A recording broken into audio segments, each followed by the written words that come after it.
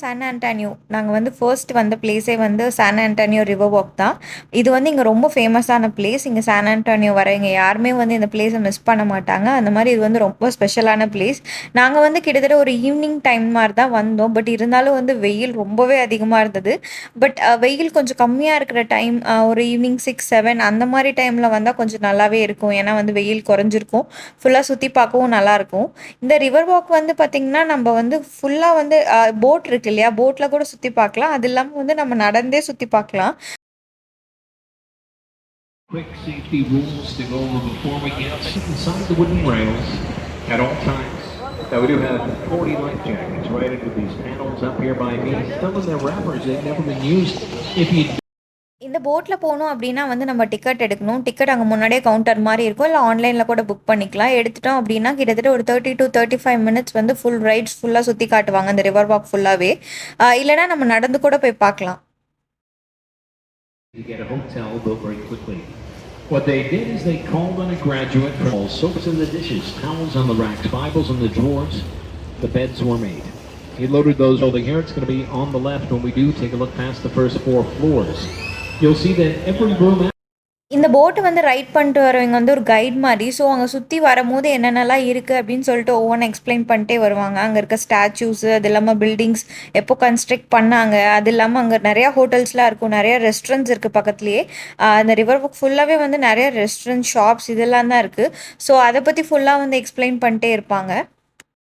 போட்டில் போகும்போதே எங்களுக்கு வந்து ரொம்ப லாங்காக ரொம்ப தூரம் போகிற மாதிரி இருந்தது. ஃபுல்லாக நடந்து சுற்றி பார்க்கணுன்னா ரொம்ப கஷ்டம். கிட்டத்தட்ட வந்து ஒரு 2 to 3 ஹவர்ஸ் ஆகிடும்னு நினைக்கிறேன், ஃபுல்லாக நம்ம நடந்து எல்லாம் சுற்றி பார்க்கும்போது. ஏன்னா ஆனால் பட் ஒரு நல்ல விஷயம் என்னென்னா நிறைய ஷாப்ஸ்லாம் இருக்குது. அதெல்லாம் வந்து டிஃப்ரெண்ட்டாக எக்ஸ்ப்ளோர் பண்ணணும் அப்படின்னா வந்து நம்ம நடந்து போகும்போது தான் அதெல்லாம் தெரியும். நிறையா பிளேசஸ் வந்து ரொம்ப பியூட்டிஃபுல்லாக இருக்குது, பில்டிங்ஸ் பக்கத்தில் இதெல்லாம் இருக்குது. நிறையா ஃபோட்டோஸ்லாம் எடுக்கணும் அப்படின்னா நம்ம நடந்து போனோம் அப்படின்னா வந்து ரொம்பவே நல்லாயிருக்கும்.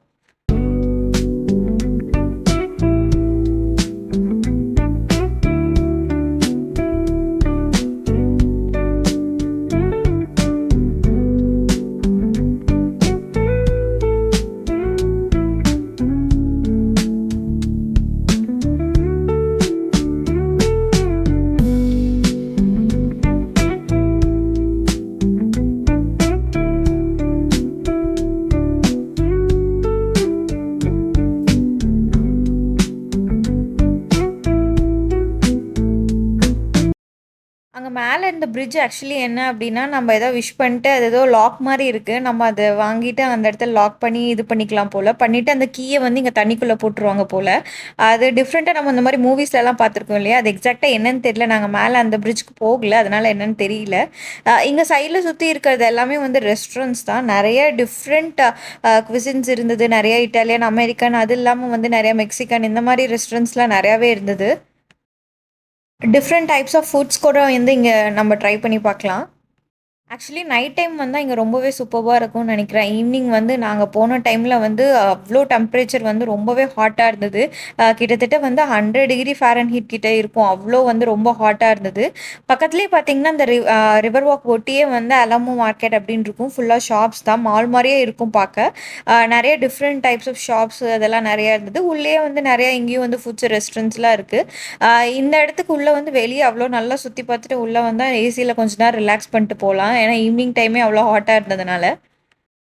இந்த மாதிரி மெயினாக ஒவ்வொரு பிளேசஸ்க்கெலாம் போகும்போது அந்த கண்ட்ரி இல்லைனா அந்த ஸ்டேட் நேம் போட்டு, அந்த சிட்டி நேம் போட்டு நிறைய டிஃப்ரெண்ட் வெரைட்டிஸ் ஆஃப் திங்ஸ் எல்லாமே வச்சுருப்பாங்க.